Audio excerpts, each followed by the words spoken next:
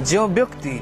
ईश्वर वाक्य को हेय ज्ञान करुअछि एवं ईश्वर वाक्य विरुद्ध में जाऊँगी एवं दुष्ट लोक मान कथा शुणुअछि एवं अन्य मानकर निंदा करुअछि अन्य मानक विरुद्ध में जाऊँगी से व्यक्ति दुष्ट व्यक्ति केवे मध्य से कौन सी प्रकार भाव में कौन सी क्षेत्र में उन्नति हेब ना ताहा ईश्वर वाक्य आम मान को शिक्षा दिए से मोर प्रिय माने आम मैंने परीक्षा करूँ जे आम मान जीवन में आम मैंने कि प्रकार व्यक्ति बोली आम मैंने निजक जानुअछु जदि आम मैंने धार्मिक व्यक्ति जदि आम परमेश्वर को प्रेम करुछु ताहांकर वाक्य को प्रेम करुछु ताहांको वाक्य अनुसार जीवन यापन करुछु निश्चिंत भाव में आम मैंने प्रत्येक विषय सफल प्राप्त हो पारिबा किंतु जदि आम मैंने ईश्वर को वाक्य विरोध में जाऊँचु ईश्वर को वाक्य को सम्मान करूना एवं ईश्वर को वाक्य को आम मैंने प्रेम करूना ताहले आम मैंने बहुत बड़ विपद रे अच्छु एवं ताहा आम के